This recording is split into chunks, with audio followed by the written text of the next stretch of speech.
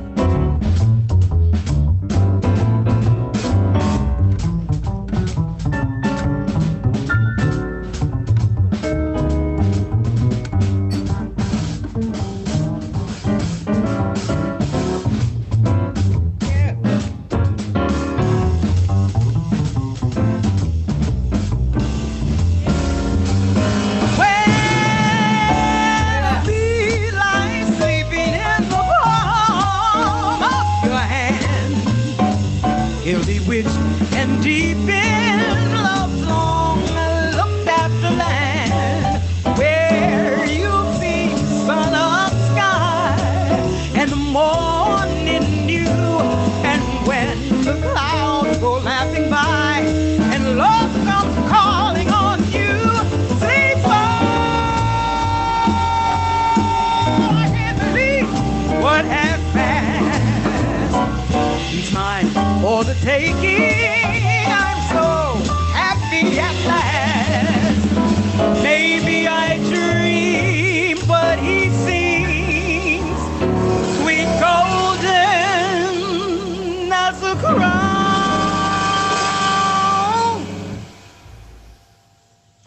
A sleeping beaten told me that I'll walk with my feet on the ground. When my one true lover I have found. When my one true lover, when I'm my one true lover, when my one true lover I have found.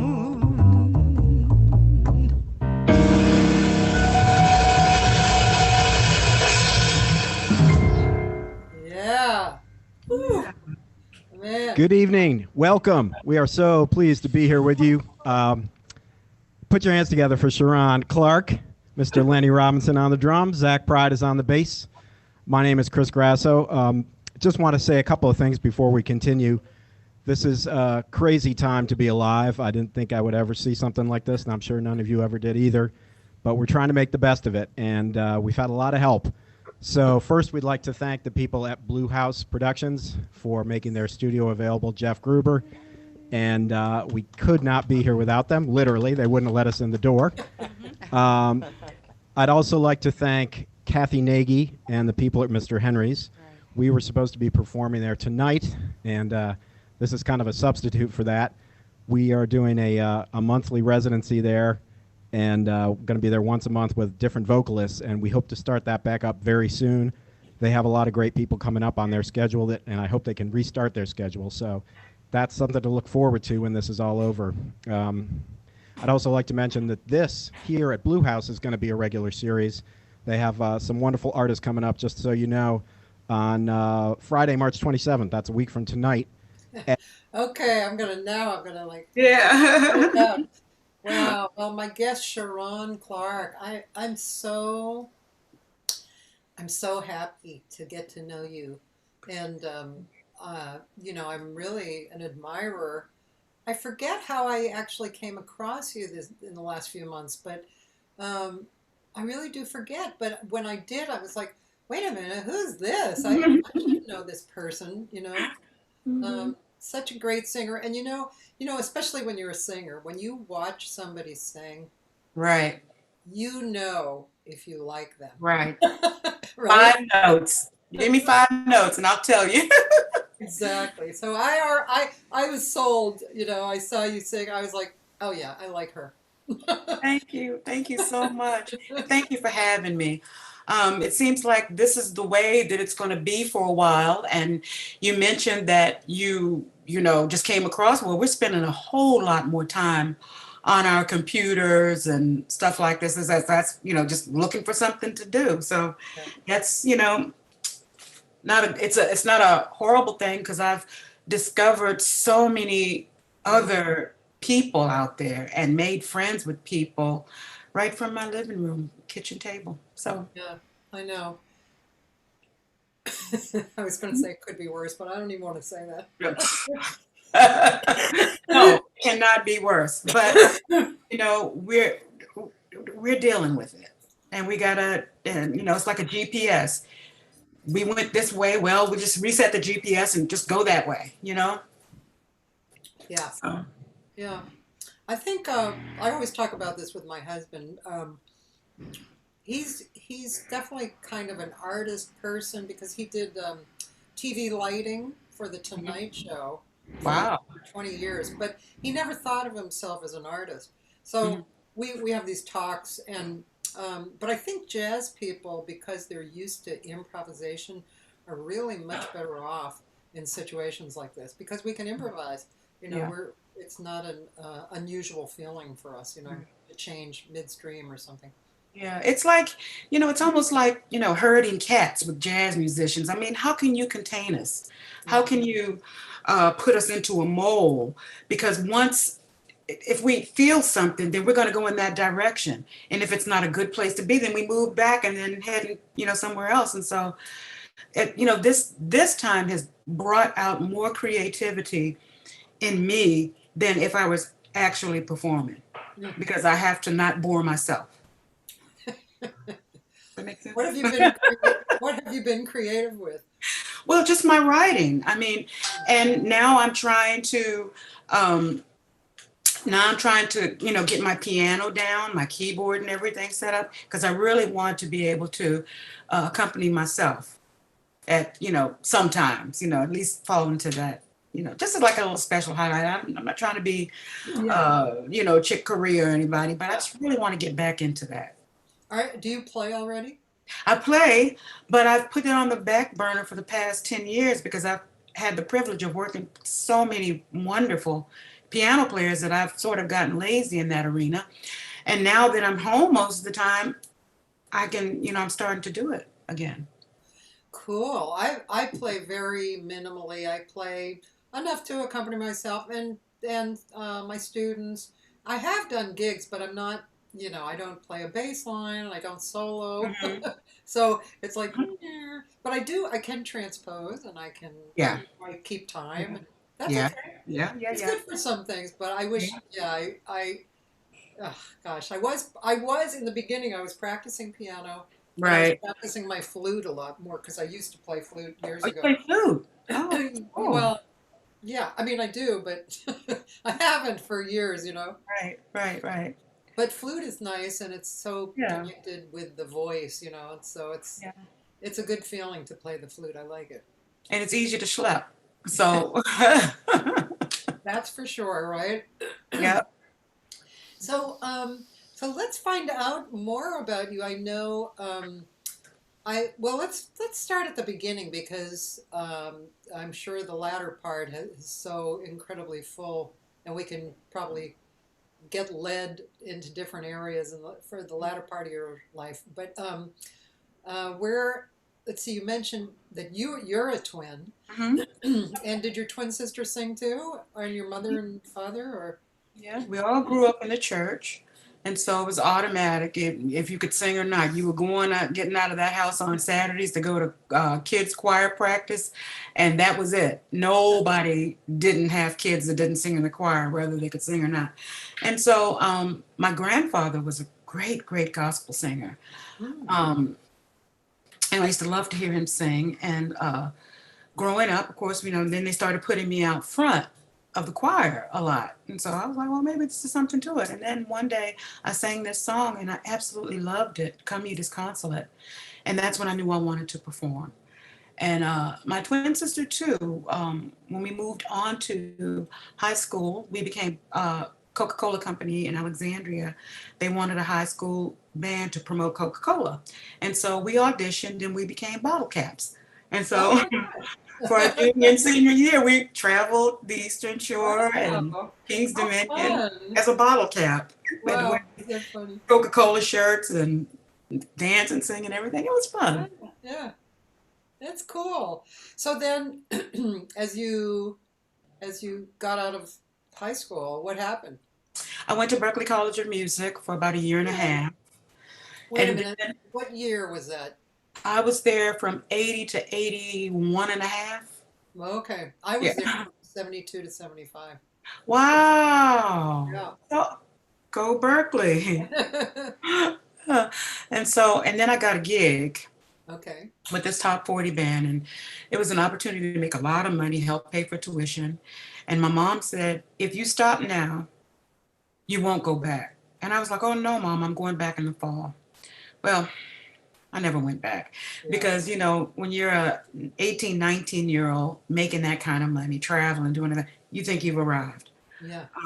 My biggest dream right now is to go back and just finish my degree, just Oh, so I can say I finished it. yeah, yeah. Huh. But So you traveled with a working group, and yeah, then they were um, a you got top 40 band.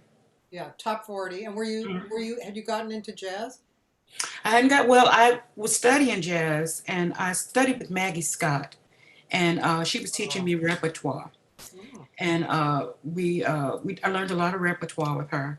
And oh, then from that point, I did, all of the popular hits from the 70s, 80s, Chaka Khan and everything. Put your little, lammy outfit and go up yeah, and down the East Coast.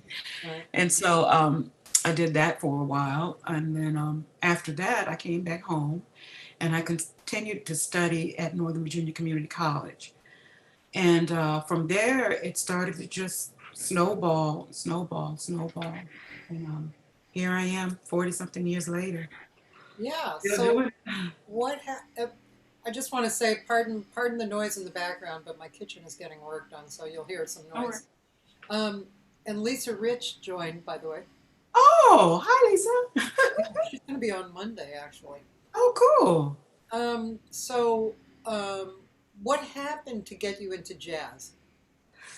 It was, I don't know, because jazz has always been, to be perfectly honest, when I was a kid, I hated it. Uh, My father, I'm one of 7 children, and in the house, we dominated the stereo. We had speakers all over the house, and so we dominated with Motown and Bob Marley and the Wailers, and I mean, we were in control of the house. Once we got into that old station wagon, my father would take that dial and turn it all the way down to the left, and we were like, oh God, here it comes. And here he's playing this hard bebop. And we were like, oh, can't wait to get to the destination. But in somewhere in our spirit, it got down in there. and it never really left me. When I got to high school, Mr. Murray, I told him that I wanted to be a popular singer, and he's shaking his head like, that's not what I'm hearing. And I was like, oh, what does he know? And when I got to the 12th grade, and in order to get the high school medallion for accomplishment and or achievement, I had to sing this song called Little Girl Blue. Wow. And I was like, I know this song. I mean, I've heard it before. And I was like, well, I don't want to sing that. Can I do the classical? But he says, no, you're singing this song. And Jack Murray was an old New York boy. He grew up in New York and Brooklyn. And so he always told the same stories pretty much my dad did about the jazz greats that he had listened to. Duke Ellington was his favorite. And so I had to sing that if I wanted that medallion. And that was another one of those aha moments. When I sang that song, something came over me, and I can't describe it. But after I sang it, the audience shot up to their feet, and I'd never gotten a response like that unless it was in the church. And I said, well, maybe instead of going to James Madison to study, to continue with the classical, maybe I will head up. And so I just switched right then. And that year I went to Berkeley, and they accepted me. Wow. So, yeah. Cool. And then that's basically, and then came home and was working and this and that, doing like everything I could to keep my head above water. And then I went to this little bar, Mr. Smith's, that was right on the corner of Mass and not Massachusetts. Was it Massachusetts Avenue? It was in Georgetown. Oh. And this lady named Pat Fitzgerald was a piano bar type of thing. And after work, I would go there, and she says, I'm going to teach you repertoire. And she gave me 2 songs to work on every week. And by the time I came back, I had to know those 2 songs well. And so at the end of 2 years, I had a great repertoire, nice, cool songs. And then she said, now it's time for you to go down to Charlie's Georgetown and sit in on Monday nights, the jam sessions. And I was like, really, you think I'm good enough to go down? She said, yeah, I think you are. So I went down there and then made friends and watched people like Leach the Rich and lots of vocalists, Shirley Horn, Aunt Shirley Horn. I mean, these people I was able to watch on a night, pick the show because the sound man was a friend of mine. And he says, you need to come and check these acts out. And so he says he has a guest pass every night. He said, you can sit at the soundboard with me. And so I got to see Eartha Kitt, Sarah Vaughan, Mel Torme. It was like heaven. Carmen McRae. I mean, it was wonderful. Yeah. And it was all free. Man, that's nice. Mm-hmm. So, so what happened? Let's see. I'm trying to follow along your timeline. So, was it shortly after that you started traveling internationally, or how did that, how did those years go?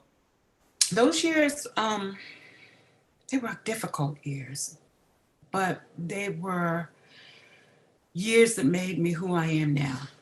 And I wouldn't trade them for anything. It's highly discriminated against because at that point I was very heavy and of course dark complected. So that was like a deadly combination. So a lot of places didn't give me the respect that I, needed and wanted and the approval. So it took me quite some time. As a matter of fact, I stopped singing for a year and a half when one place wouldn't hire me because they said they brought these experts in to watch me and they said, she's too dark, she's too heavy, don't hire her. And when I found that out, I was like, you know what? I'm out. And I did some of everything for 2 years. I did not open my mouth to sing unless I was singing for myself. And then I came back because there was something missing in my life. And I said, I'm going to grab this bull by the horn. Paul Carr, my sax player, I've known him for over 30 years now. He had a gig at this place called Tacoma Station, and they wanted a singer. And he said, if I get a singer, it's going to be Sharon Clark, or I won't have a singer. And so it brought me back on that stage again. And I was like, oh, I got a gig. It was a 3.5-year gig that I had there with him. And he, he took me under my wing. He would not let me fall. He would not let me stop. And so after that, another few years, growing, working, gigging, rejection, whatever.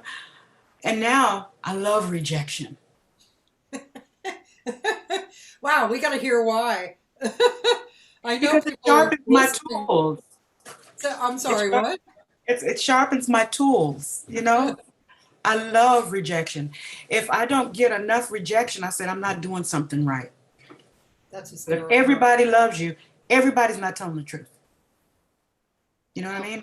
Yeah. So you got to be careful with those pats on the back. Oh, yeah, da, da, da. When you sing a song and you sucked at it, and they tell you, you regret it. No, I wasn't. It wasn't. And so I appreciate people like Paul Carr and Chris Grosso and people to tell me the truth about myself. Like you have your pantyhose stuck down in your, just in your pantyhose type of thing. You have, something on your teeth. Yeah. They're going to tell you the truth. And so those years are precious to me because it made me hard in a different way, but never, I was firm, but not mean. Yeah. Because you never know what a person is going through or what they've been through or why they feel the way they do about some things. And it's not for me to judge. And I always try to walk in love because love is the answer. And so people say cruel things, let it go. And it took me a while to get to that point. And then I moved on, the years moved on. And I worked for a property management company for 5 years, and I had my baby London. And so I had to get a job, my ex-husband now. And so when I got fired from that job for no reason, they just wanted to get rid. I don't know why. I was a great employee. And the day that they fired me, the next day, Russia called. Huh. And they said, do you want to do this tour? We found you on YouTube. And I'm like, YouTube? And I was like, I'm not going to trust this. I don't know who this guy is. And so I had a friend who's fluent in Russian. And she called and talked to him. She said, we want this, we want this, we want this, we want this, and we want it in advance. And this man sent money, Western Union, in advance. Uh-huh. I could have stayed home and went to Red Lobster for a year. Yeah. And that's what started it. And so they call me the Chorny Ruske, which means a Black Russian. I've been there so many times, it's ridiculous. Over 300 concerts. Wow, that is so cool. Over 300 times? Is that what you said? 300 concerts. Wow. Mm-hmm. And that was it was 300 concerts over between 2009 and 2004, over almost 300. So we were constantly on the road. And I travel well. You must. I love it. Yeah. I miss it. Yeah. Wow, well, that is so cool. What a great story. You were so connected to mm-hmm. the God force. Yeah. Boy, get I think, what happened to me in 2010 or 2009, because these people were so adamant to get rid of me. And I was very bitter because I had done nothing wrong. They tried their stuff to write stuff up. But, unemployment in Virginia and everything, these people are experienced. They saw right through it, and they were like, okay. And, when they had to do the duel, and they didn't even pick up, and, because they knew it was a lost cause. So I was railroaded. But if I had not been, I'd probably be sitting there to this day wondering if I could have done it. Yeah. Yep. That's amazing. Amazing. So everything that looks bad is not necessarily bad. Right. What might seem like a setback right now since this whole corona, it might be a setup for something great. Yeah. So we got to keep positive. Mm-hmm. Look at this. I met you. I know. And I'm very similar to your point of view in all of this. glass half full always. Mhm. There's a lesson in everything. And when I have had really bad stuff happen, I don't like to sit in shit. Right. Some It's people itchy find it, but and it yeah. smells bad. Yeah. It gets itchy. Yeah, I'd rather like get out of it and go, oh, look at that shit. Mhm. Mhm. Scoop it up and keep on moving. Mhm. Well, Lisa Rich, I can't wait to talk to her. She's been through, talk about, you know, making, what is that called? Making juice or making Making lemons out of or lemonade out of lemonade out lemons. of lemons. Yeah, she's really Yeah. done that. Yeah. And my father used to always say, you know what? Things grow better in shit. Put a little shit around it and watch it pop up. And it's true. Hysterical. It's true. I It's like true. that. Mm-hmm. It grows better. I'm gonna If have everybody's telling you that. you're fine, you're beautiful, you're this, instead of breaking you down every once in a while and saying, look, that elephant doo-doo, you put it around tomatoes, and oh my gosh, it might smell, but you get the best tomatoes on earth. Yeah. Um, so okay, so there's Russia. Then were you focused pretty much on Russia as far as traveling went, and then after Russia you went other places? Yeah, after Russia, because there's a lot of Russian and Ukrainian people who are actually from Israel, I got invited to Israel maybe 4 times. Um, then far east of Russia. I mean, there's not a place you can name in Russia that I haven't been. Oh, wow. Um, and then after Russia, you know, that time period, then Sweden and Western Europe, or like Sweden started calling it Denmark, France. I haven't been to Italy yet. We were invited to Spain for this tour and the San Sebastian Jazz Festival and everything, but of course that was all canceled. And Portugal, and we were invited to Poland. I mean, this summer was supposed to be Oh, wow. so many things, Yeah. and it didn't happen. But you know, we're working on next year and getting back to Copenhagen Jazz Festival, maybe Winterfest in February. Back to Montmartre, and so we're, you know, it's a regrouping, and so what we're hoping is that people will, especially jazz lovers and jazz appreciators, will realize what we had and will come back stronger for that live audience, because people will be so glad just to be able to say, I have my little ticket in my hand, we want a table over here to listen to live music. Yeah, I think so too. I think Yeah. exactly that. Yeah, it's going to be like, wow, this is really valuable. I really want this. Yeah. Right. What we took for granted for, so there's always, oh, I'll go, I'm not going to catch this show tonight, so I'll just wait until, you know, the next show. I don't think there's going to be too many people waiting for that next wave to come. You're going to do it now if you can. Yeah, I think so too. Did you take your band always when you were traveling? No, I have a band in Russia. Hmm. I have a band in Sweden and Denmark in Oh, Europe, and I have a band, and now I have one in Taiwan, so in Thailand.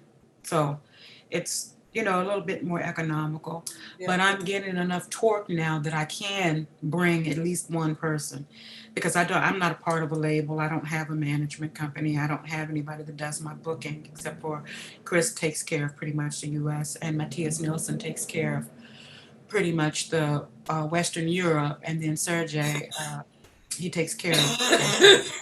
So they all work together, and when is she going to be gone? When can she come? You know, they work together. You're very fortunate. Mhm. It's really nice. Yeah. Let's see. I have a friend, Diane Kane, who's a great singer. She said, is there more, excuse me,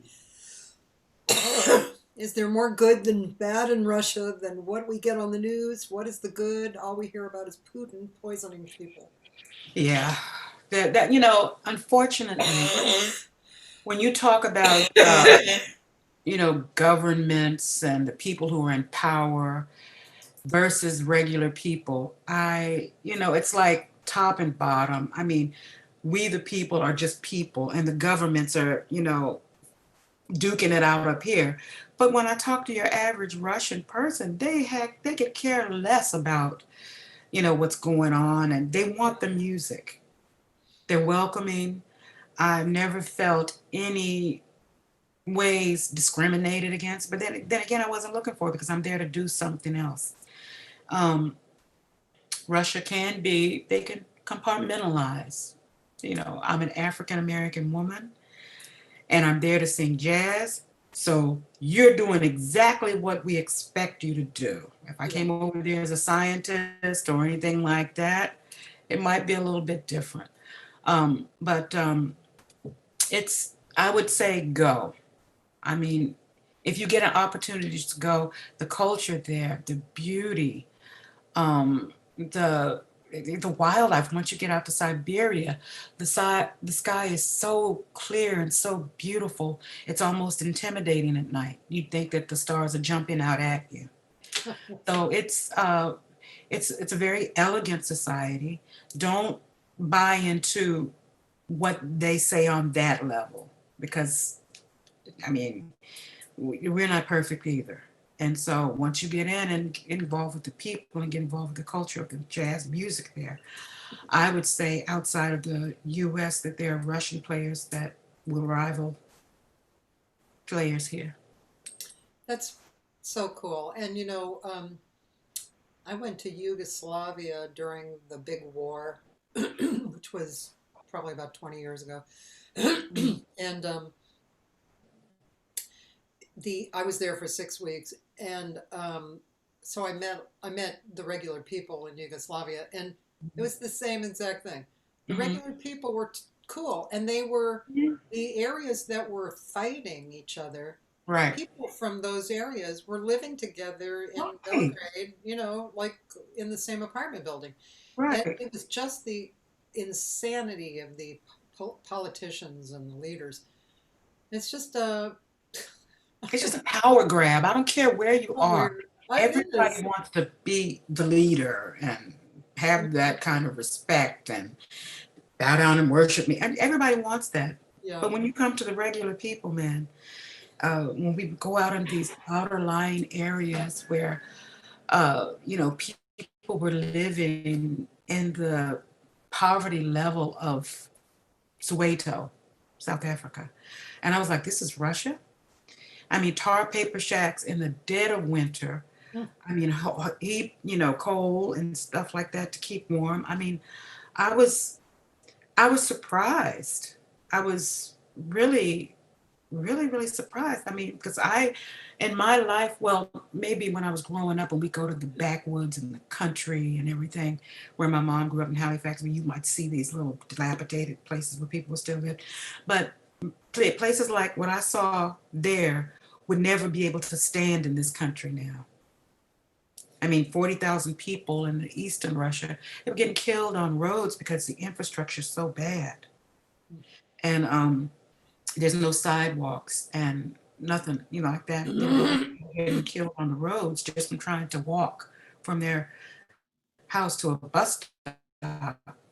And, drunk driving, of course, drunk driving there is absolutely punishable. I don't care who you are. There's no excuse for it. Not one belly is in drinking's in the belly of anybody who drink or is driving in Russia. So it wasn't because of that. It was because of the roads. But it's an interesting place. And then when you go to see the sights and you go to Moscow is gorgeous. But if you go to St. Petersburg, I think that's the most Novosibirsk. These places are fabulous. And I think that it was a learning lesson for me, just to not judge people about what they eat or what they do or the way they do things, because it's not that different than here. It's Right. not that different. Yeah. I know. I'm like that in Japan. I've been to Japan many, many times, and over the many years. And yeah, the people are. I love the people. They're just great people, and I mean, I do feel like it's another planet because the culture is definitely comes from a different place, Mhm. you know. But other than that, it's a really nice planet. The Mm, people are great. They're just, I love it. I love the food. I love the yeah, culture. And the people are very sweet. yeah, yeah. It's nice, and like in Thailand, I mean, the service there is amazing. I mean, if I were to ever open a restaurant or anything like that, I'd hire a bunch of Thai people to come because they absolutely have that service thing down. Hmm. And it's a beautiful culture too. Yeah. I mean, this whole world, people from this country, black, white, or whatever, if you've never traveled, pick a country, save up for it, and go. Yeah. And so you can get a more of a humanistic, how to be a human being. Because you look this way, I look this way, but we're both human beings. And you might, when I was going to Russia a lot, we would go into some places that people would never go, like Madigan, which is at the very northeastern part of Russia. They'd never seen black people there before. Wow. Never. And they would, I didn't take offense when they wanted to touch me and then see, if it came off. I mean, most of these people were still being born in mountains and houses and everything. Wow. And so it was, and then the Eskimos, or I call them Eskimos, but they're not Eskimos, they're Mongolian. Huh. And they come to the van and they go, and they want to give you something. I mean, I have so many tchotchkes and everything. I got this here, I got this here, I got that. They just want to give you something. I don't care what it is. To remember them by. Oh, it's so sweet. Um, let's see. My friend Paul Krybek, who was on yesterday, he's a great drummer. He's played with Ray Charles and Gene Harris. He, you're not going to be able to answer this, I'm sure, but maybe you could come up with a kind of an answer. Which of your overseas bands do you like the best? Well, Yeah, you better not say I don't want to get into trouble. You could say what's good about each band, or Okay, I can say what's good about each band. Okay. The Russian band I have, they're phenomenal. They can be a little rigid at times because everything has to be perfect. They don't like mistakes. And my thing is loosen up a little bit. Okay, so you just like, no, I have to get right. I'm like, look, loosen up. My Swedish band, which is mainly made up of Swedes and Danes. Now I love working with those Danes. And the Swedish, they have that, classical thing happening. Matthias is a wonderful accompanist because he bothered to, he bothers to listen to what we listen to. He loves gospel music and he can incorporate that into his playing. But the Danes, let me tell you, they swing. Huh. They swing. I mean, the bass players from Denmark, and I'm sure it's because of Niels and, they all fall in. But the drummers, Snorre Kirk, I mean, these guys, they swing. When we were in Thailand, the band was Russian because they were the house band for, so it was like the same thing. But if I had to make an international band, I have each player from where I want them to be. Now, as far as drummers are concerned and bass players, my favorite come from right here in the U.S. What do you look for in drummers and bass players? Well, bass players, it's well, we call it the DC hump. It's some sort of backbeat that only it flows through African Americans. It's not just it's like a in a word. We call it the hump, and that's why most of these kids that left DC, like Eric Wheeler, Corcoran Holt, Amin Salim, Ben Williams, they all came from DC, but they make it big in New York because they got that Zach Pride. I mean, and then when I can throw in Tommy, he's good, he's a white guy, but there's a certain amount of, it's hard to explain. It's almost like an electricity that goes through that bubbles up in African Americans when we play jazz. It's something that's innate, something that it's automatic, and I can't explain it. Yeah. I just can't explain it. Yeah, it's that magic thing. Yeah, it's hard to teach students about groove. Mm-hmm. Um, yeah, it's you can call it all different things, but until they actually uh, practice it and feel it and realize it, then Mm-hmm. it's just a bunch of words, right? Yeah. And yeah, teaching groove. It's just such an Yeah, yeah. I mean, interesting thing. it's how it's like when we were in the choir, we would, go back and forth like this. This was one. We stepped on one and clapped on two, but your hips went that way, your shoulders went another way, your head was going that way. And Yeah. so that's where the drummers and the bass players and piano players, that groove that comes up naturally heading from the west coast of Africa all the way up, mixing in with the European culture and the African culture and the sorrow and the hurt and I don't know how to explain it. Yeah. Pretty cool. Paul wanted to know if you've run into a pianist in Sweden named Jan Lundgren. Yes, I know Jan very well. He books us in my mantra. There you go, Paul. Yeah. Paul Krivik. You'd like Paul Krivik. He's a wonderful drummer. I mean, you can imagine. He played with Carmen. Yeah. He played with Ray Charles for a number of years, and also Gene Harris. So. Wow. I love you. Everybody you mentioned, I love it. If he's played drums with all of these people, guess what? That's my man right there. I know, and not just like a day. He's played with On the road. Yeah, he told some funny stories about Ray Charles on the road. Oh, geez, oh my God, Ray Charles. Yeah, like just funny, like this plane that Ray had, a private plane, and Paul told this story about how the plane basically crashed on a landing, and just the whole story of it's funny. Well, Paul's funny too, but anyway, you'll have to hear it. Yeah, a plane crash, and I'm like, ooh, that's scary. It was like too funny, but I'm glad you can walk away and laugh at it. I know. Well, it just some of the stuff you have to laugh because you can imagine, like these guys, for instance. I think it was that night. They were supposed to have I forget what they're called.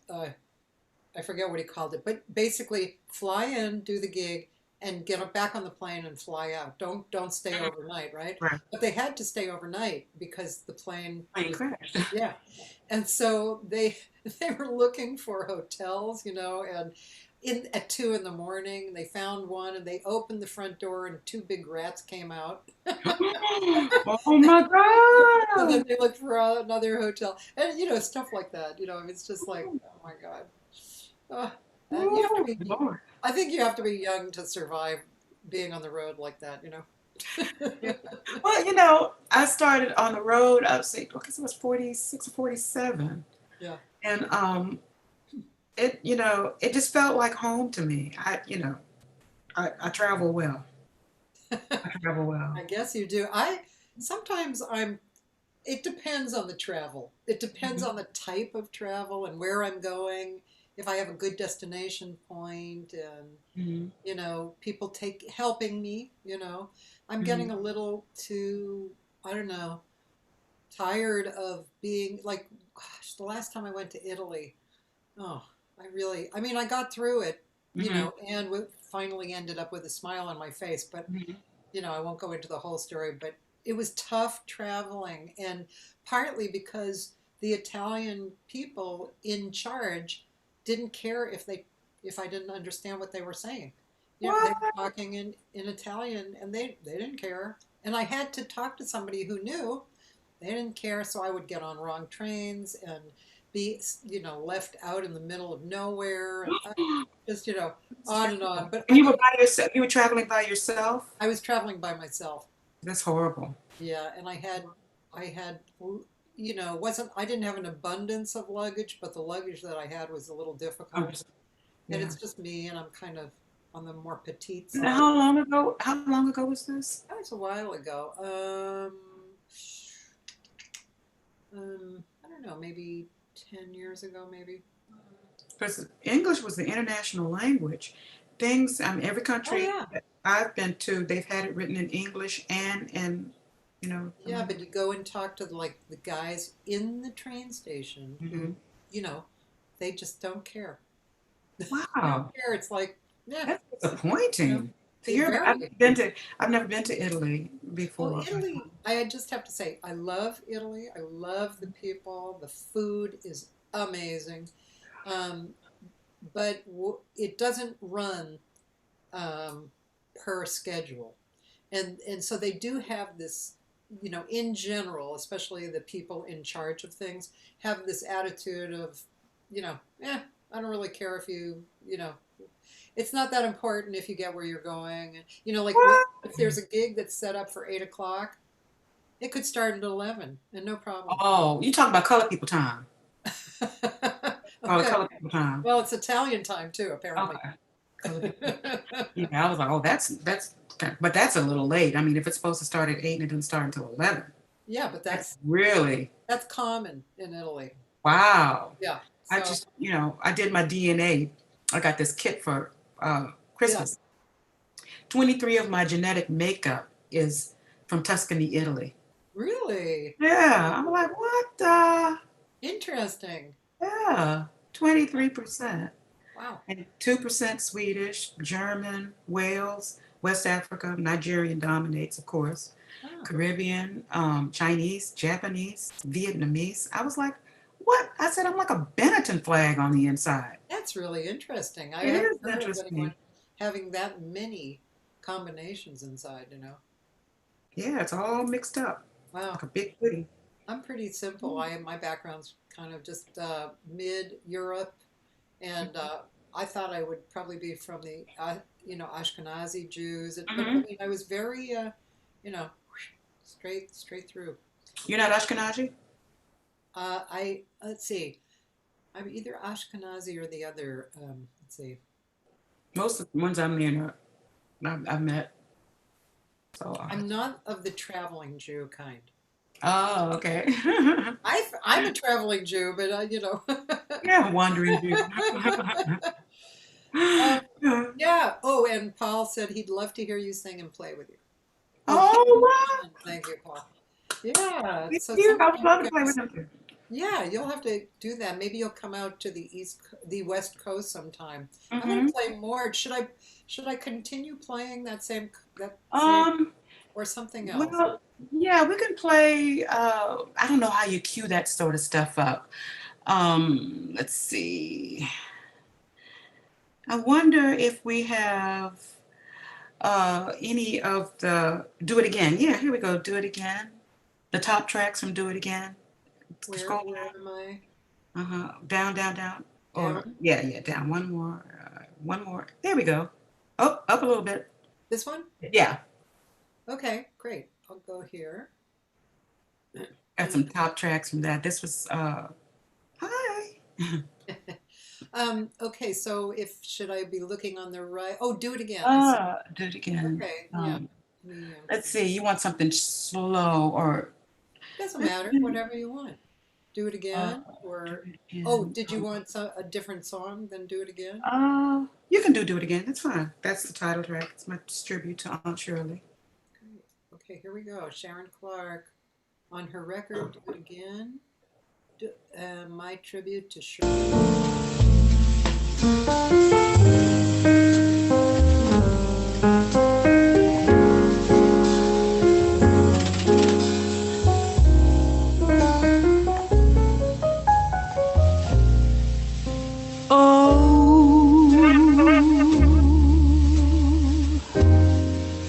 Do it again.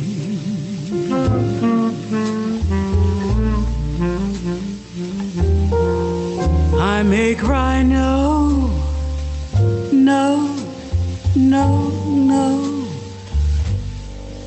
but do it again.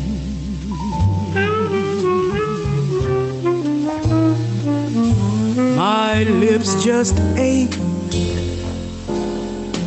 for you to take the kiss that's waiting for you. You know, if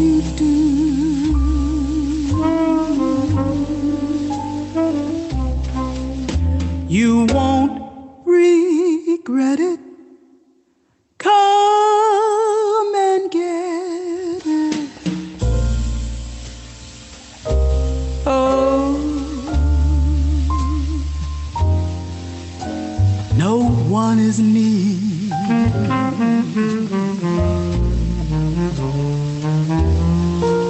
I may cry, oh, oh, oh, but no one can hear.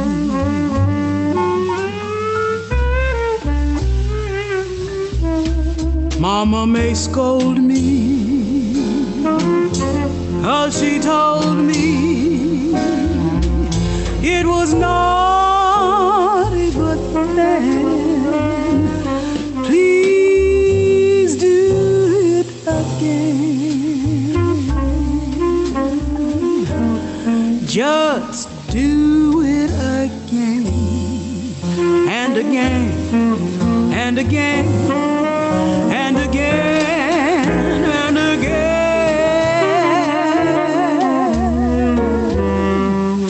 Daddy, turn out the lights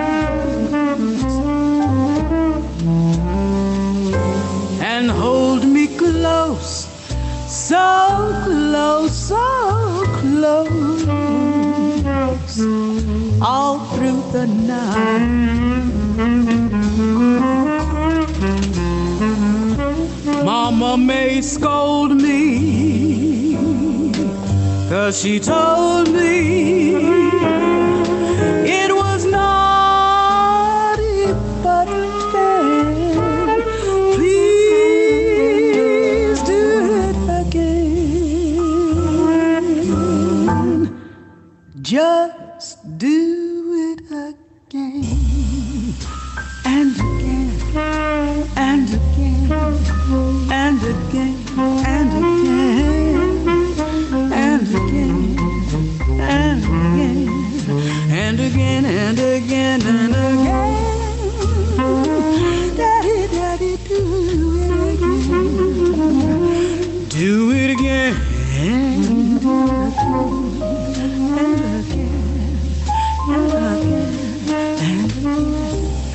and again and again.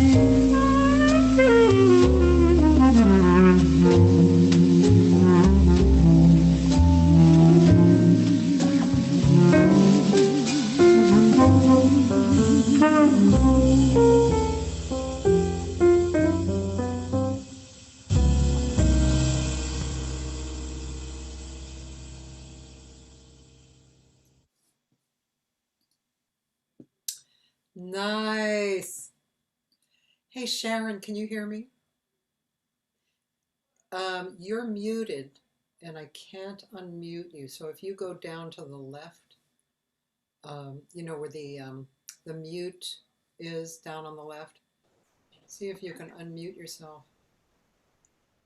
Can you hear me now? Yes. Okay. Thank you. How did that happen?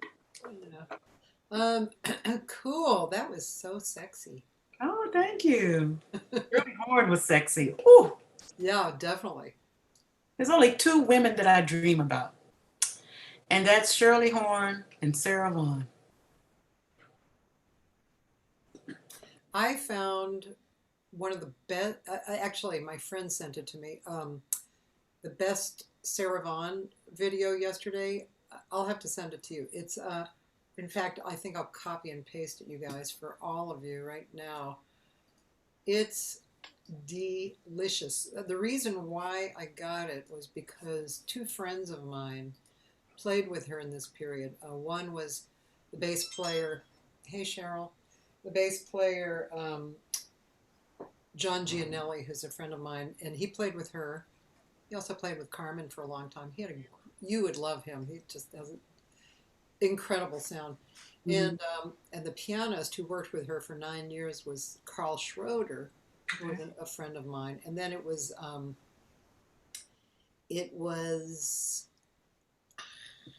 one of the best drummers. Let me see if I can. Frankie Severino with Carmen? No. Wow, you knew Frankie Severino? He was like my father here. Really? Yeah, Jimmy Cobb. It was Jimmy Cobb. Okay. But what? You knew Frank Severino or knew of him? Or? No, I would just, have her albums and everything, and I'd look on the back to see who was playing. It was Frankie Severino. He played a lot with her. He did. He played with her for years. Actually, John Gianelli and I were talking about that. And let's see. Oh no, Paul Krivik played with her after Frank Severino. Okay. And yeah, but Frank Severino, when I came to LA and I was about 21, and I worked as a waitress at Dante's, which was, one of the jazz clubs here. Mm-hmm. And I saw Frank play, and he just took me under his wing, invited me to his home with his wife and his kid, and he and I were, yeah, like family for years. And he was a God. He was really an underrated drummer, I think, because Really? Oh, I I thought, think so. Yeah, well, because maybe he's underrated, but he was fantastic. oh yeah, no, he was. I mean, people who knew him knew that, but he played with Carmen for 9 years. Maybe that was why, because mostly he was on the road with her, but he was really a wonderful player, so sensitive and beautiful. Mm-hmm. Yeah, and a really funny. He was a funny man. He was he was one Mm-hmm. of those kind of Italian guys who like takes you and he tells you something and then he laughs a lot. And you laugh at him laughing. He was a great guy. Um, okay, so I'm back on track. I have a friend who I invited to come hear you too speak. Her name's Cheryl Barnes, and you should check her out too. She's a fabulous fabulous singer and very dear friend of mine living here in LA. Yeah. Okay. Um, so okay, so now I know that you're really attached to Sweden because you told me before we got on, you said that you were trying to work it out to go live in Sweden. So, was there even more attachment than what you just spoke about before, as far as you working there a lot? Was somehow you want to live in Sweden? Why do you want to live in Sweden? Well, first of all, the place is so cool. I mean, I just love it. It's laid back, but it's a gateway to Western Europe. People's finances across the world are just not that great. And if I could be there, it's so much cheaper than bringing me from all the way over to the States. Because like I said, at this point, I don't have big money behind me. Yeah, So if I can live there, I mean, I would rather live there. And you can be anywhere in Europe in three to 4 hours. I mean, yeah, train or plane or whatever. yeah. Plus, I like cold weather. I'm weird. I love cold weather. And I do. I mean, if I could, this summer has been like almost torture for me because the past 5 summers I've spent it in Scandinavia, Oh, where, when it gets this time of the day, now it's about 4, a little bit after 4, you need a little sweater or something. oh, Um, the hottest summer that was ever in 45 years was 2 years ago. And we don't know what happened then, but they were like 100-degree weather. People were dying and everything. oh. But last year it was more like the norm where, wait for the cold. I like it cold and dark and wet. I don't mind at all. All right, man. I was just reading about Ayurvedic and your dosha. So one of those doshas is like that. You like it. You like it dark. You like it cold. So, and Sweden. Yeah. So Sweden. Uh, I've been a little bit to Sweden, but Sweden is really, as I recall, very clean Very and kind of sparkly, beautiful. The art and the buildings are beautiful, and right, there's a lot of beauty there. laid back. I mean, I like Stockholm, but Stockholm is a city. It's got a lot of attractions there, but my favorite place is Malmo. And Malmo is right across the bridge from Copenhagen. Oh, So if you want to take the train, you just go 22 minutes, you're from Malmo to Copenhagen. And the train runs all night. So when you go to Copenhagen, you do your gig, what, if you want to go back to, you can go back to Malmo. But if you don't want to go back and stay in Copenhagen. But I think I love Malmo because it's so close to Copenhagen. And you can get the city feel without having to actually live in Copenhagen. But yeah, Copenhagen is great too. yeah. I mean, Do you do mostly standards, or do you said you wrote? Are you talking about compositions or other kind of writing? lyrics. Lyrics? Yeah, I have this big travel book, and I keep a daily like a daily log, like since 2009, and very personal stuff. going back, before, when I could feel my divorce coming and feel the marriage going down, stuff that I'd written in there, very private stuff. And so now it's starting to take on, I'm starting to separate myself from that pain, and I can sort of look at that pain and instead of being the first person, I can look at this is what happened to this lady here. And so now it's personal, but it's not so attached to me now that I would choke up if I had to put to music, or it's something that I can share now. And this is a book that I've been keeping, or books that I've been keeping since 2009. Wow. Yeah, that's a lot. That's, yeah, just, I mean, as a fellow singer and composer, um, it's interesting. Want to get your take on singing very emotional songs, whatever they may be, maybe whether they're written by yourself or something that just strikes you. There, I mean, much as I don't want to admit it, there's some songs that I've written, like about my sisters. I told you both my sisters passed away, and I wrote a song about the three of us singing together, and that has been really hard to sing in public. Especially, I cannot look at any good friend. That is just forget it. And yeah, I mean, I really don't want to break up. I think feeling it is great, but I don't want to break up in front of people and, singing in front of people. Yeah, I mean, if you can emote, if you can get that emote, if you can emote without crying and breaking down, that's one thing, because people are going to feel it. And I can do that with songs that friends have written, or I can do it with some good Ellington tune. There's this one song that I recorded. Well, I haven't recorded it yet, but it's on the Blue House. It's called Hotel. And I related to that song very deeply. And the cast in that movie, I think it was 1968 or 69. And in the cast, Carmen McRae actually plays a man in this movie. She's the night guard in everything in this movie, hotel security, and Carl Malden was in it. I mean, it's a great. Interesting. Wow. And the song called Hotel was sung by Nancy Wilson, Oliver Nelson composition, and it's absolutely gorgeous. And Wait, what movie is this? it's called Hotel. Oh, I've heard of it, but yeah, I want to go look that movie up. Okay, go ahead. And so there's songs that, if you can't sing it, uh, if you can't relate to a lyric, and like I said, that's you under the sun, who have been breaking up and breaking hearts and doing this at the beginning of time. If you can relate to a song and you can relate to it, you can copy and paste it onto your own life. Yes, I understand exactly what the writer was talking about on this tune, like the hotel. The roses on the walls, laughter in the halls, but where are you? I mean, it just gets you right here. And so those are the kind of songs that I look for. I love country and western.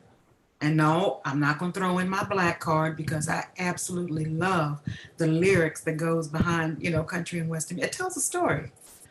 I love classical music. My teacher, my voice teacher, she's classical, Leslie Humphrey. Matter of fact, we went to high school together. She was a senior when I was a freshman, and she went on to sing with the Metropolitan Opera and, made, great name. She now lives in Arizona, but she's still my vocal coach after many years. But I love classical music, Leontine Price. I mean, most of the time I tell my students, I was like, look, Leontine Price, when she sings, she's singing in a totally different language.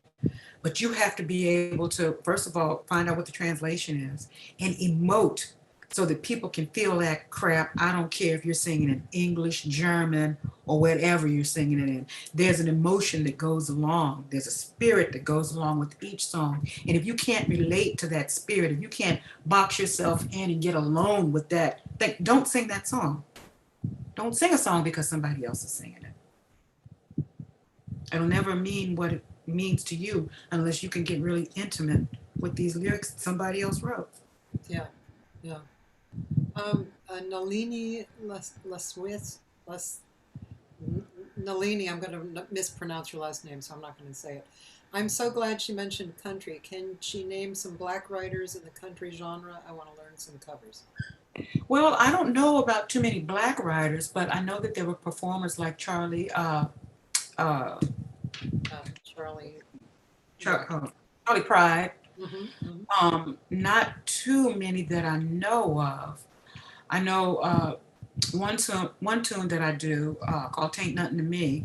It was written by Sanders Clark back in the 1950s, but the a group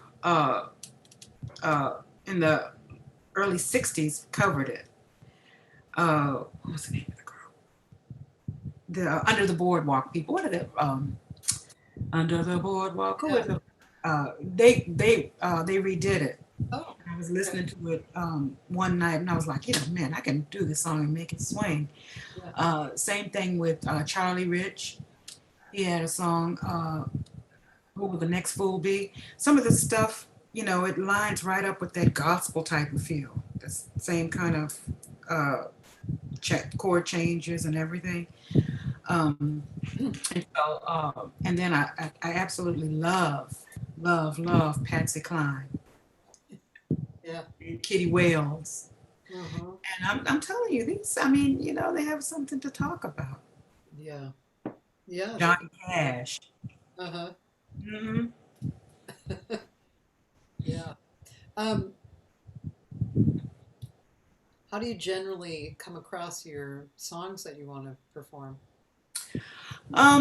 What I've really gotten into is jazzradio.com. I listen to that because it's one of those things, and I just turn it on and see what sticks out at me. And I'm like, Yeah. oh, man, that sounds good. And, Yeah. listening over the ages, listening to the B side of a lot of it, because a lot of it had the A side and B side. Listen to that B side because a lot of times on that B side of something that didn't get the uh, the accolades that other songs got, and you listen to it, it's like, man, I can do that. I mean, um, it's just about listening, Yeah. following those footsteps of my ancestry, my the Big Six, Carmen Yeah. McRae, uh, Sarah Vaughan, Ella Fitzgerald, Nancy Wilson, Shirley Horn, Dinah Washington, Billie Holiday. Yeah. The Drifters did Under the Boardwalk. Drifters, yeah. I just want to ask you, try not to touch your computer or you're near the mic, yeah, or something, because I'm hearing kind of besides what I'm hearing in the background of me. um, let's see. Yeah. So, another good singer has joined us from LA, Monica Dobie Davis. Monica, I'm glad you're here. Oh, Monica. Yeah. Linda Smith sings that song. You mean the Drifters song, or yeah? Anyway, The Coasters. Not the Drifters, the Coasters. Okay. So, and you said you write lyrics. So, what are the songs that you write lyrics to? Do the musicians you work with write, or other things? Well, Maya's an excellent writer. She's the lady that's helping me with this. Most of my stuff was in lyric form and poem form, so I haven't really rolled it out yet. Yeah. But there's one song that I really want to bring to the fore. It's called "It Was You."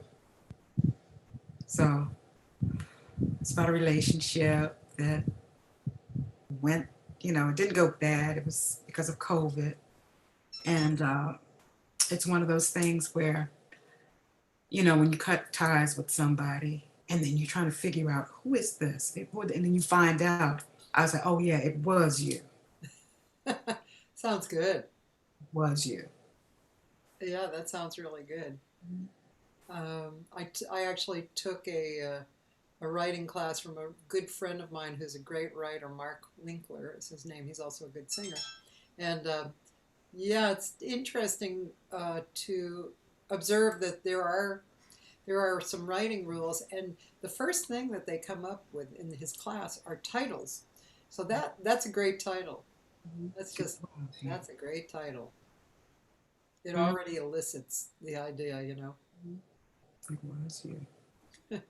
So, So, so what do you was, look for in a piano player? I'm sorry. What do you look for in a piano player? Sensitivity. Um, a piano player who can be in tune to, of course, if he's playing solo, but a piano player that can connect with you. And I guess it goes, for the whole band. The band who can connect with me. What I like about these guys is they never take their eyes off me, because they're constantly looking, and I'm like, and I know who's looking. I know who's looking. I can feel it. Yeah. And a piano player like Chris and Ivan Farmakovsky and Matthias Nilsson, they watch constantly. They're like, it's like heat seeking. They got that eye right over that chart because they're watching for when I breathe. I'm in total control, but I can't be in control if you're, Yeah. concentrating on something else. Yeah.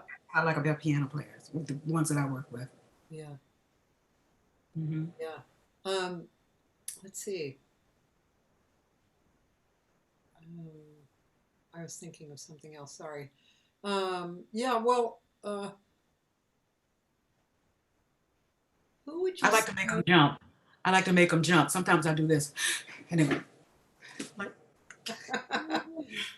you're watching. She's messing with us. Mm-hmm. um, I noticed on that first song that, like "Sleeping Bee," that you had gotten like a this at the end. You had a little cool ending, that break where you with Maybe the I dream. piano player, yeah, and then you went slow. Mm-hmm. That was a cool ending. Mm-hmm.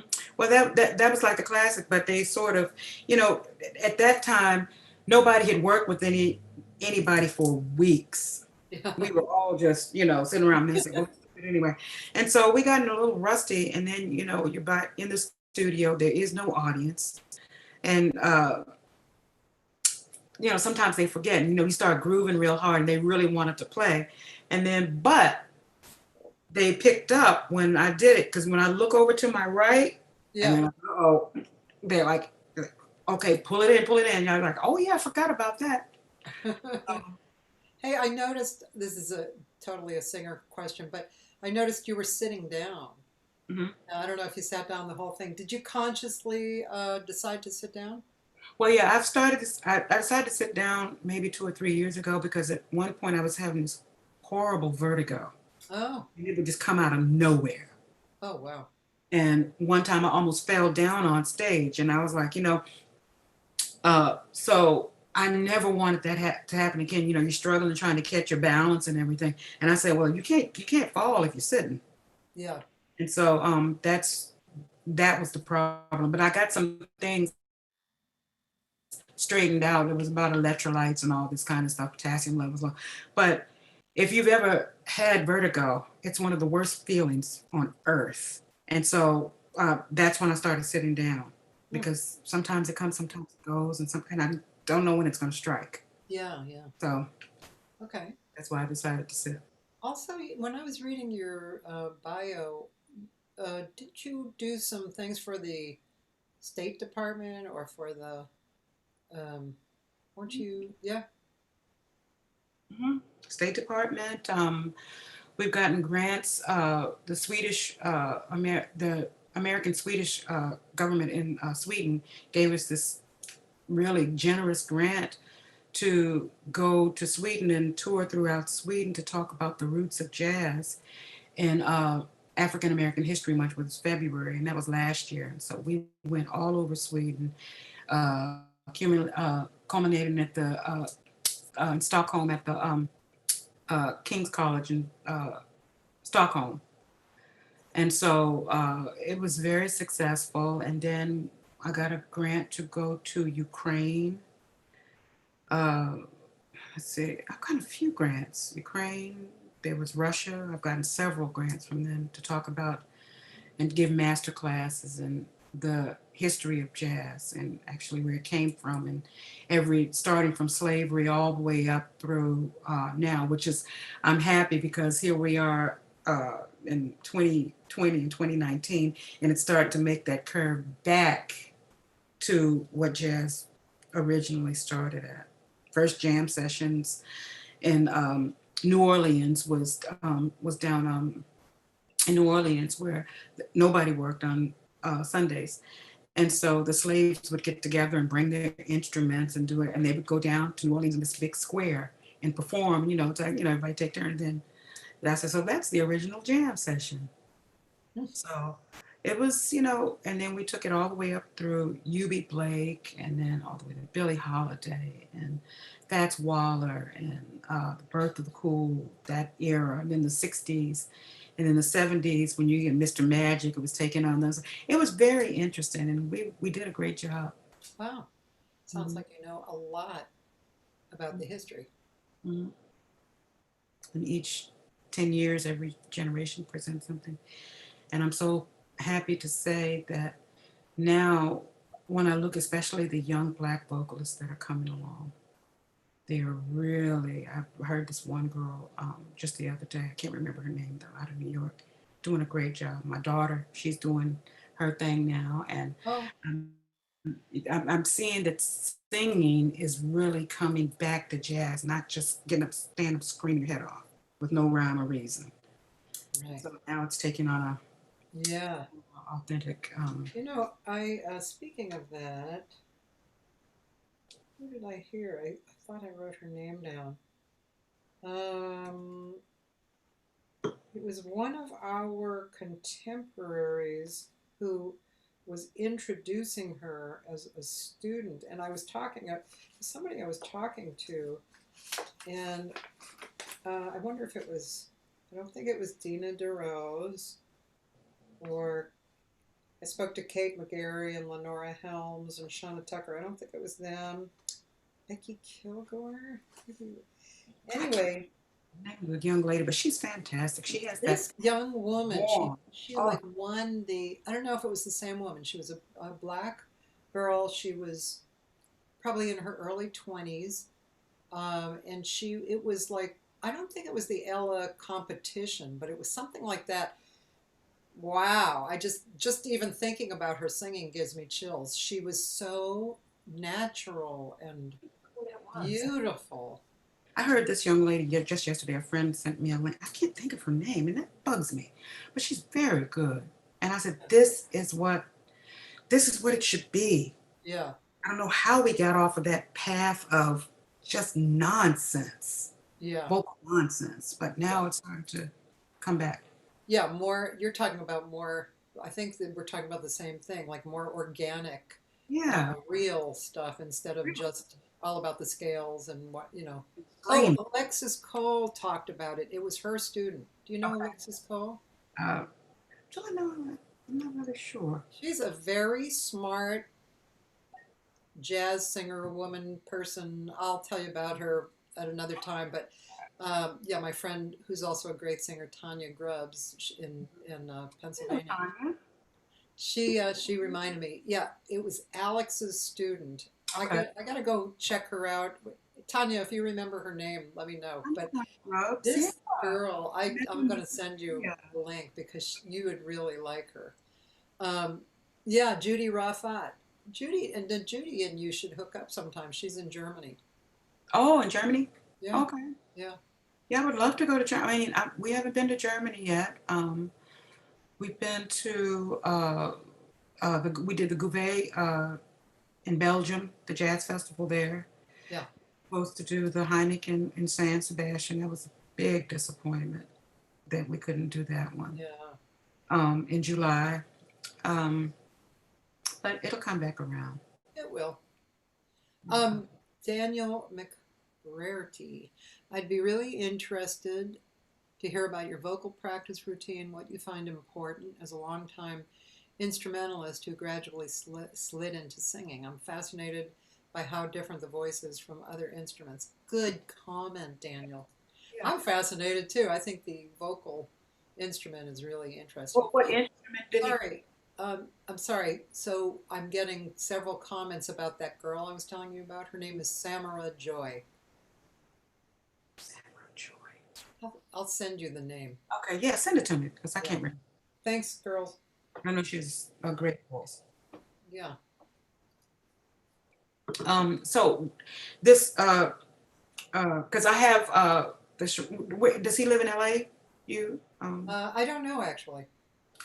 because this what I have here in DC, and now it's now 6 years old.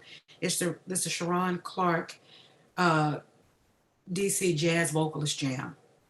Okay. Years ago, when I was going to jam session, it was all about the horn players getting up, and everybody would do 19 choruses on a blues, and then tell the singer to sing their head, and then go sit down.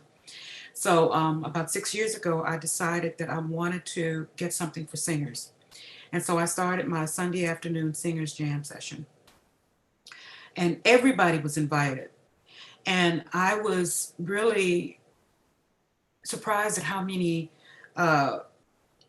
musicians or sax players and flautists and everything that really came in because they wanted to do both. And so I was curious as to what if he played an instrument or if he played, because if he plays an instrument, then he's Yeah, got he plays sax and clarinet. oh, he's got it halfway beat now. Because the And biggest problem that I have excuse me, with he's in singers is the breathing. Belgium. He's in Belgium. Belgium. Yeah. Oh, okay. Yeah. Yeah, it's I mean, if he's playing the saxophone, I mean he's got the breathing down. The biggest problem that I have with singers is the breathing. Yeah. I mean, they don't breathe, and I'm like, look, you got to breathe, or you're not going to make it past the second note. Set yourself up, But if he's a sax player, he's halfway there. I would love to hear him sing. Yeah. Definitely give him some. There you go, Daniel. Yeah. Just show up where she is and sing a little Yeah. for her. Yeah. Nalini is asking again if we can speak on to how very little female jazz duets she hears, because she harmonizes with everybody, and she always wondered why there aren't more jazz duos, especially with two females. Well, I mean, it's one of those type of things where, jazz is such a creative type of thing. Unless you worked something out with a duet, like when you have like these quartets that get up and they sing like Lambert's Hendricks and Ross, that kind of stuff. If you have something that you can do and it's planned out and structured, then that's cool. But sometimes people might do something impromptu as a duet. If you wanted to do something, I'm sure you could. It takes a lot of work. For me, it takes me a lot of work just to get my stuff, together, let alone, seeing who else needs, to do that type of thing. But there could be, but you'd have to be really dedicated to, doing the duet type of thing. Now, if you're talking about a duet with a vocalist and a guitarist, or a vocalist and a piano player, that's easy peasy. But when you're talking about two different vocal personalities being on stage together, that's a lot of work, and it's not impossible, but you have to be dedicated to do it. Yeah, I agree with you. Yeah, and also, the nature, I think probably the reason why it's not more popular is because the nature of jazz singing is individualistic. How if you heard Sharon and I sing the same song, we're going to sing it differently because that's what it is. It's it's an expression of our own sensibilities. But but I know people love to sing together. I mean, my sisters and I sang together, the three of us, and now, was it jazz? I mean, we were singing jazz things. We had this great version of Jingle Bells. There was a choral writer named Ray Charles, not the Ray Charles, and we had, there's no moping when you're in an open sleigh. It was jazzy, but jazz really for singers is, we're like instrumentalists and, we're doing our own thing. So I think that's part of it as well. And you'd have to, like I said, it's a lot of work to sing duet with somebody, even in a structured type of environment. I mean, and jazz is so loose. I mean, loose within the parameters of structure. The form, yeah. And you really have to, it's like Cleo Lane and Mark Dankworth. Yeah. I mean, I love that duo because he was, playing lines behind her and he was willing to play lines. Now, how many singers would be willing to just stand there and do lines, but, while the other singers, I don't know, it would be a challenge. Yeah, I know there's Rebecca Kilgore and Dave Tull have some singing together that they do, which is really fun because they're both really good singers and very clever material and fun and light and subtle, kind of like Ella's subtle, like when you really listen to Ella and you know what to listen for, you hear what she's doing and it's kind of mind-blowing, right? Because the subtleties of what she does are so beautiful. Right. But so that kind of thing. Rebecca's an incredible singer. Just great phraser. When I used to go to, the times that I would go up to New York and Annie was still there at the Metropolitan Room, her and Warren Vachey, they would do a duet together during cool. It was just fantastic. But they had it worked out, it was planned. It wasn't impromptu. Right. Let's see. I actually thought it was because the chick singer would be a girlfriend of one of the band and they couldn't afford another singer. I don't know. I wouldn't agree with that, but you never know. I mean, maybe that happened, let's see. I actually want to hear another song. Okay. To pick another song. And there is a huge fundraising deadline coming up for Senate Democrats. I know. Sure. They have the Do It Again album. There's a song called Lover Come Back to Me. Now, I'm just curious, is there more video on you? There's video. Put in Sharon Clark. Try Westminster Jazz.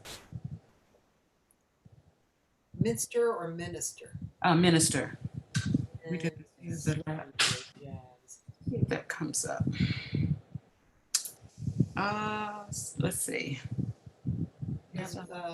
Traveling Blues? No, keep going down. Anatomy of Love. Oh, this was a while ago. Your hair was different. Yeah, and I was like 100 pounds over.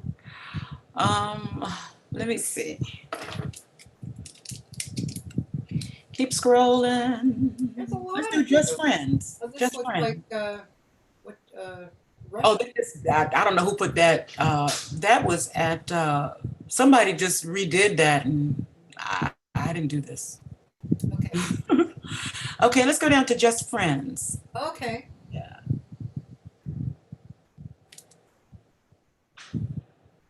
And Chris had hair.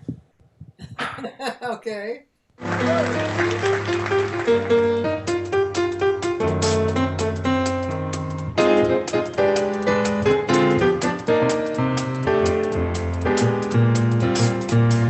Just friends, lovers no more. Just friends, but not like before. To think of what we've been and never kiss again seems like pretending it is an ending. Two friends drifting apart.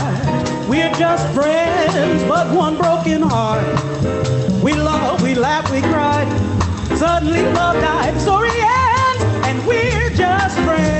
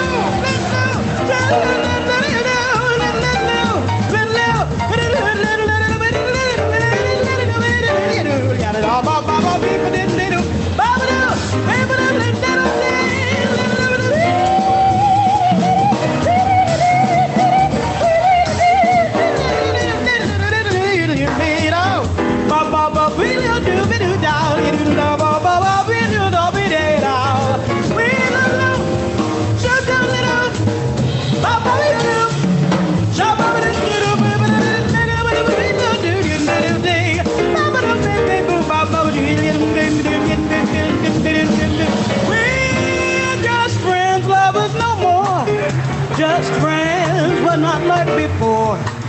To think of what we've been and never kiss again seems like pretending and ending to friends drifting apart. We're just friends, but one broken heart. We love, we laugh, we cried. Suddenly love died. The story ends. The story ends, and we're just friends. The story ends. The story ends, and we're just friends. We're just friends. We're just friends. We're just friends. The story ends, and we're just friends. We're just friends.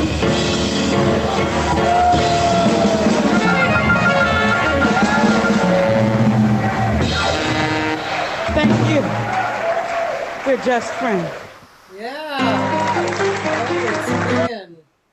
And your scouting is great.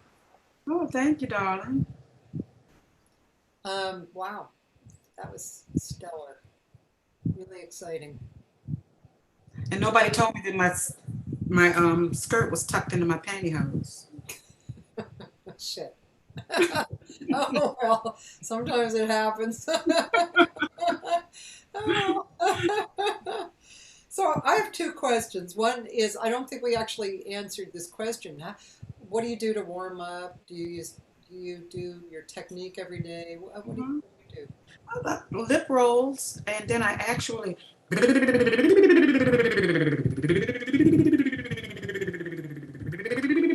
that gets the air going. And then you have like your raspberries.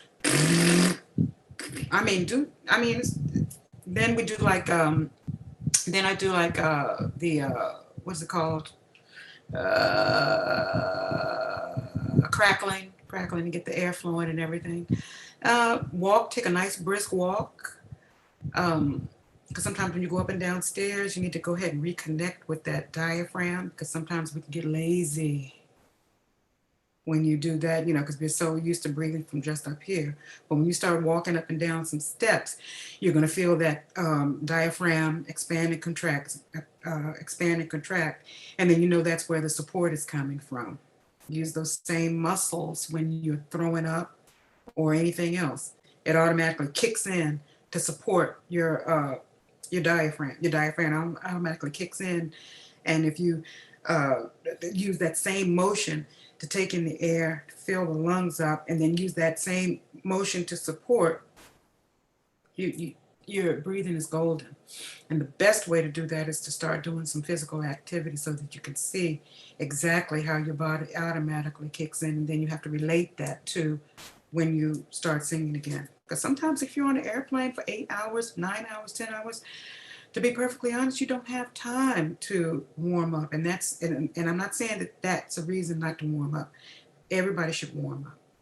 But sometimes you have to go from hotel to stage to perform, and then you can't do all of that stuff. So throw in some lip roll. So because when you do that, it'll automatically start tightening up that, or bring that diaphragm up and getting it involved. Cool. Yeah, the other thing is, do you have any words for people listening um, about perspective when you're singing? You know, um, I mean, a lot of people ask about nerves, how to not be nervous, but I find beyond that I like to talk about perspective. Like what's your perspective when you get up there? I have my own things, but I'd like to hear yours. Yeah, I mean, it's such a part of me to perform. My perspective is I'm going to bring you as much of me as I can. As far as the nerves are concerned, if I'm not a little bit nervous when I get on that stage, I start worrying about, okay, so why do I feel so confident that I'm going to do such a stellar job? Because I have 3 or 4 other people in the background that I have to be concerned with too. And nerves will always have a place, and I'm glad they do. You feel that little angst on the inside, you're like, who's watching me? It keeps you on your toes. But if I can transport somebody to somewhere else, just so that you can forget just for an hour and a half, to bring somebody some sort of relief, then I'm relieved. And singing is one of those things that it's an incomparable type of thing, because we actually, when we do, that's why I tell people whether you can sing or not, sing, because you can actually grow new neurons in your brain. That's how Kathy Gifford, the lady that was shot in the head, she sang before she talked because singing was easier. Singing is constantly going on in heaven. God loves singing. And it's the only thing that we can do that clears out your sinuses. It promotes good health. I mean, when I start singing and I know I haven't signed up, my nose starts, dripping a little bit. That's because it's shaking all that stuff down. And it's endorphins. That's why sometimes after the show, you might feel a little bit down, or you're like, oh, what am I going to do now? It's a release. And what I want to do, what I want to be able to do, is take you on that journey with me. Yeah. Do you feel like I do? Yeah. Yeah. Yeah. What about playing with the musicians? What point of view do you have about that? It's like a family, and when we're all on stage together, whether it's our first time playing together, and like I tell my daughter all the time, I said, you got to be ready for anything. You might go somewhere in the world and say, oh, we have a band, a great band, but their idea of a great band might not be necessarily my idea of a great band. So you have to work with what you have. Don't get super critical. Don't be judgmental. Work in the parameters of what you have. And if we can, you should never, and this goes for musicians too, you should never, if you're the hottest thing in the band, then you need to find another band. You need to always be reaching, trying to get over, do something different. Because I'm telling you, if you work with people who can kick your butt, then you're forced to keep up. But if you're on stage with a bunch of people and you know each other, I mean, these guys I've been working with for years. And so it's almost like a marriage and a relationship, a respect that we all feel for each other on the stage. And anywhere in the world, if you can go there and you can cultivate that in a matter of minutes, then you're doing what you're supposed to do. Yeah. Yeah. Well said. Thank you. How many recordings do you have? Let's see, I have that one. I have 2, 3, 4. I think I have 4. 4. And where do people buy them? Most of them I don't own. There are some on CD Baby. And of course, the one I did in Russia, they have control over that. There's one that I do with Paul Carr. It's called Carr and Clark, and I believe that's available on CD Baby. Now, CD Baby is no longer a store. So they only distribute to stores, other stores, and online. They no longer sell to you and I. Really? Yeah. And the weird thing is this happened a few months ago, and they didn't send out any email to people, to their artists, saying it.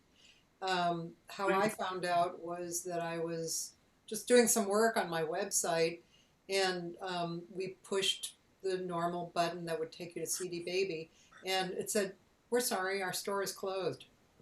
It's like, what? I don't get it. What? So Yeah. anyway, you might want to re-investigate that, and I'm putting my material on Bandcamp. So Mhm. from my website, you can go to Bandcamp, and of course, it's on iTunes and those kind of platforms, Amazon and stuff, and Spotify. It kind of sucks because I get this check every once in a while, maybe every 3 or 4 months for like $60. I'm like, what? And I see this like, oh, somebody charged you with 18 cents, 22 cents. And I'm like, what?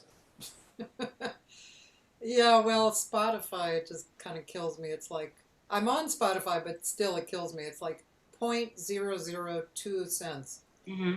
Who's getting the rest Who's of getting it? the rest of that You know? money? Yeah, and it's like it's me, you know. Yeah, it's very odd. I mean, and then just the idea of making CDs. What do you think about that for now and the future? Is the CD buying in Europe happening? Yeah, they buy CDs there. They People still do. buy CDs. Yeah, I It's think in almost, Asia they do. You know, yeah. Japan definitely. I mean, I looked on eBay, and in Japan, my CD Do It Again, they're going like for 150, 200, 300, $400 a piece. And one guy says, I have 15 of these in the original. And I'm like, wait a minute, hold up. How did he get 15 original? What they do, unfortunately, is because I was in Thailand, and I needed CDs, redone. You can take a CD and take it to a store, and for $1 a piece, they'll cover the copy, the case, and everything for $1. So that's how it's happening. People are buying it on eBay in Japan. And I'm like, and I'm not getting any of that money. Oh, that's a sin, isn't it? Yeah. Wow. Yeah. Yeah. So what do you think is the future? Have you thought about that at all? Like the future of I, recording or making money in that way?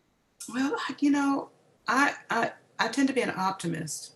Yeah. I think that, when I was a kid growing up, we had LPs, 45s. The 80s came, the CDs came out. Now, 30 years later, 30 something years later, people are going back to the LPs. So this society doesn't know what it wants. I say don't throw nothing away. Have at least one or two or three. Yeah. Because I got rid of all these albums, and now I wish I had them back. I'm starting my collection all over again.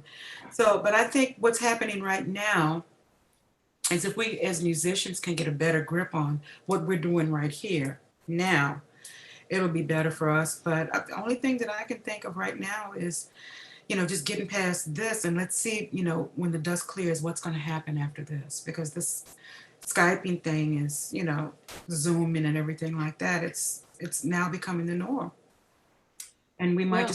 just struggle through this or do this for a while, but everything changed. I mean, those orange yellow leather pants came right back in style.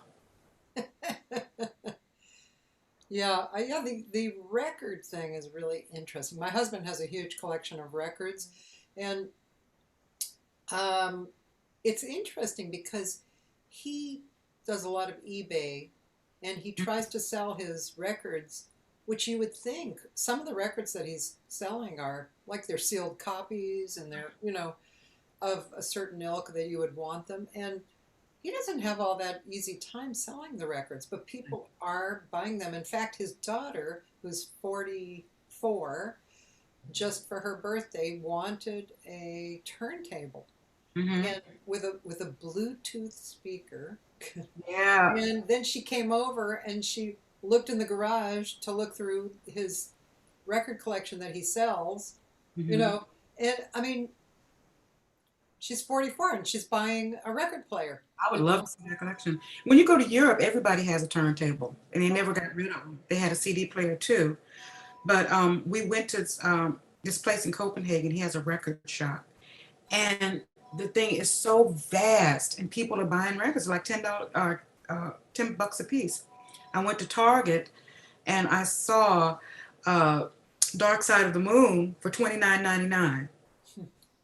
I said, $30 for Dark Side of the Moon? I mean, I love Pink Floyd, but $30 and it's not to $29.99. People are buying them. It's crazy. Mm-hmm. It's really a crazy thing. Mm-hmm. I know that Billie Eilish, when she when she has a new project, she will go on the road with only records. Mm-hmm. She will sell out like however many thousands of records, Mm-hmm. and after that, she will put it out on whatever CD Mm-hmm. or Does she online. actually do on the LP? Yes. How does she carry all that stuff? I mean, Well, she she's so she rich. must, She has lots of must ship people. them ahead of time, or I don't know. She has a lot of people working for her. My oh, singing teacher is actually her singing teacher, oh, okay, and he's been her singing teacher since she was 12. okay. Yeah, interesting. Um, yeah, and so I know you're moving right now, and you're This, moving back to DC, right? yeah, moving to DC. I was fortunate enough with this whole COVID thing, financially it's been a strain. Yeah. And now that they kicked because I was getting unemployment and everything, but the extra money that they had on top, when they snatched that away.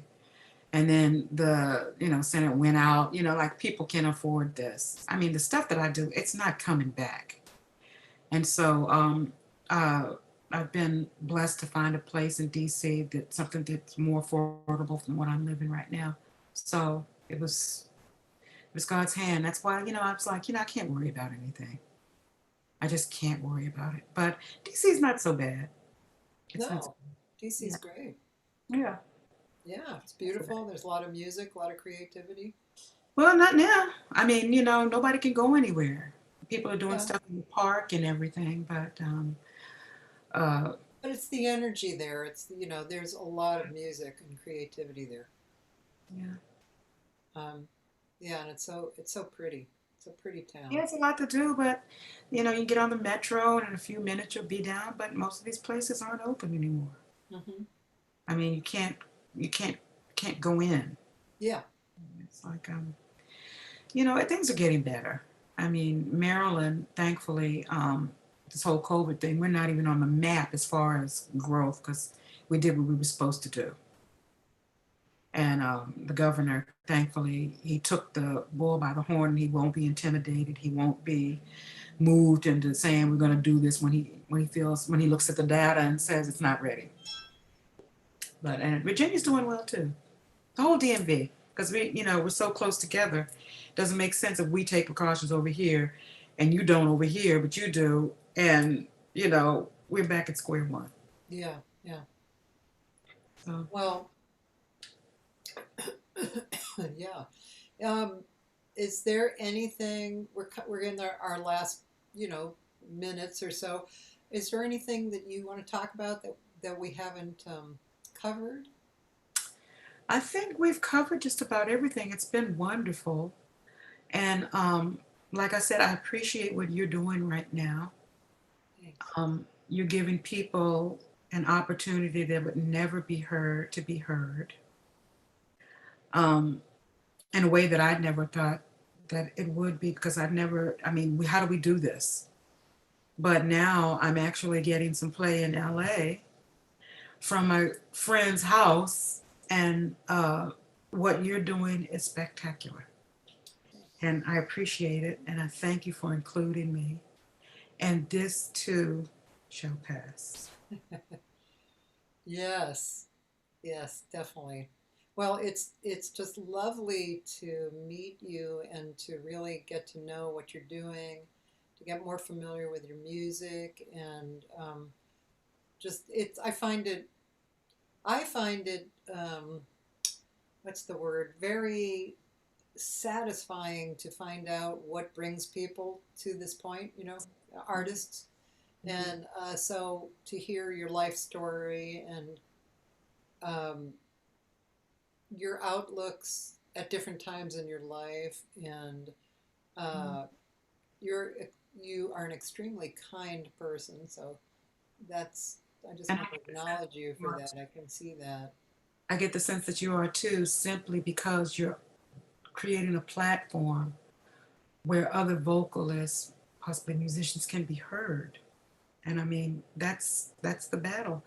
Some people are getting paid thousands of dollars a month to take on these people to get their stuff out there. And in a matter of 2 hours, you've put me in an area that I have never been.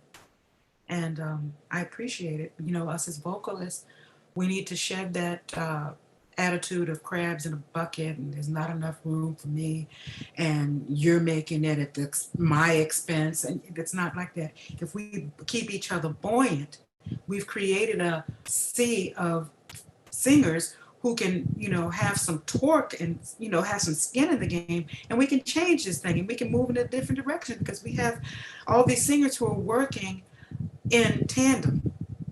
Yeah. We won't be pushed around. We won't be shortchanged. We're going to be heard at jam sessions. Yeah. We're going to get our fair share.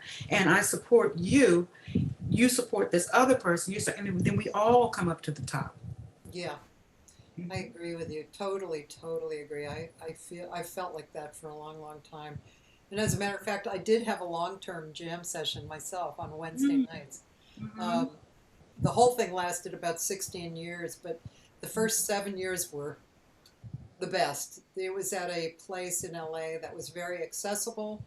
The stage area was actually like a dance floor, you know, and so people could come up very easily. And I basically, I was very open with it. You know, I invited anybody really to come up and, you know, sometimes leading it a little differently, but it was, sometimes we had 200 people there, just Wow. and people from all over the world stopping in, and Yeah, that's uh, fantastic. yeah, it was a good feeling. And also, you know, trying to direct musicians, just as an example, not to solo while the singer's soloing, Right.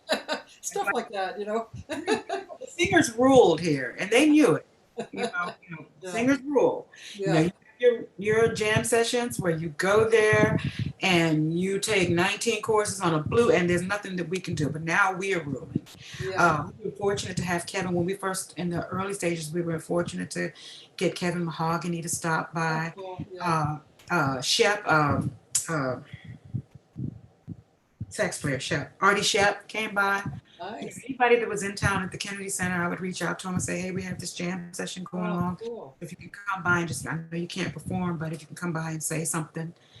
And it was, you know, it was really good. And we, you know, until COVID hit, it was still going on every Sunday. Wow. And How long were you doing that? well, this would have been our 6th year. Last year Wow. we celebrated 5 years. And then we moved to the historic Mr. Henry's on Capitol Hill. And it really started to take off. People jamming in there every Sunday afternoon. It was nice. God, that's great. Congratulations on that. So hopefully we'll be able to get started again. Yeah.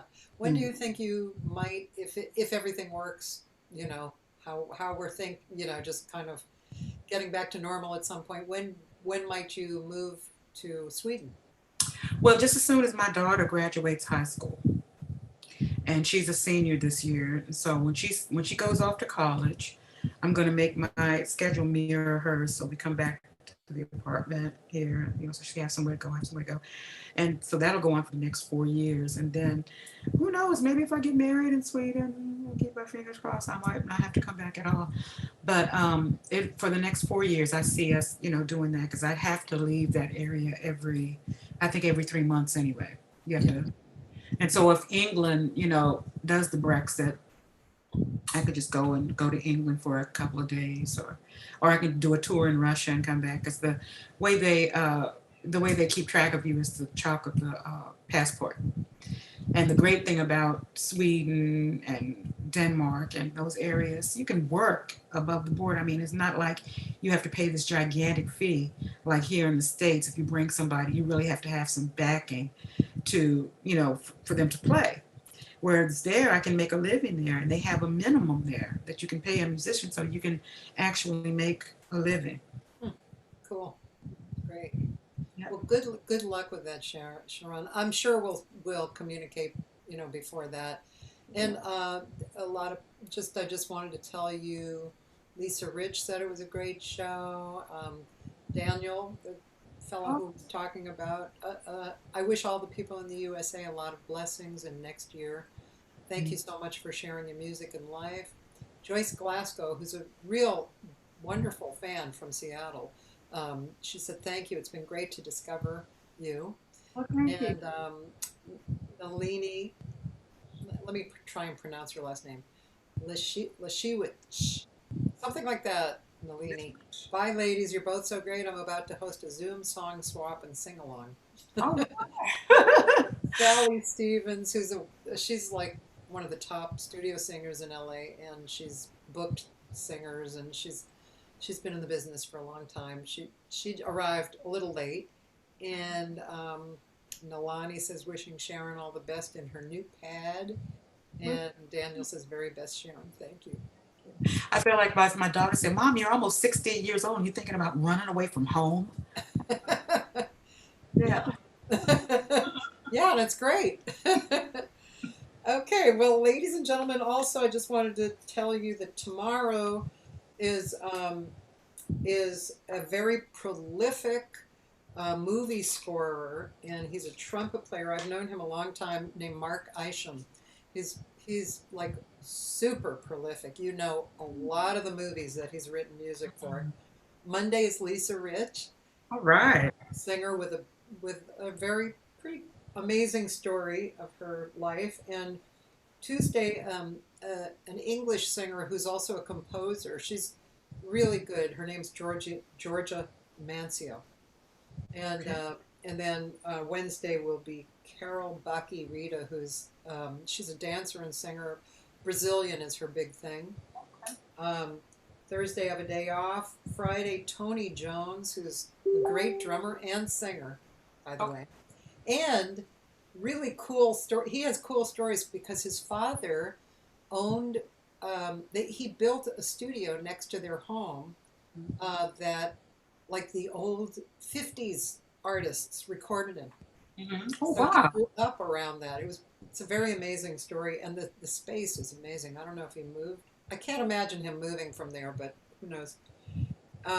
Jeff Renzel on Saturday, great piano player from New York and composer. And then ending off Sunday with a man who is 90 years old. His name is David Amram. He lives in New York. He wrote the music for the original Manchurian Candidate. Wow. Yeah, and he also directed the Philharmonic. Mm-hmm. And Sharon, you should check him out because his energy is like, it's amazing. Check that out. Yeah, he's really great. I'd like to be on the fly on the wall with him and Sheila Jordan. Yeah. Oh, we are great. Yeah. Okay, so you all have a great day. Wish me luck in my kitchen experiment. Yeah, girl. And Sharon, we'll talk again, and thank you so much for your time. Thank you. God bless you. Thank you.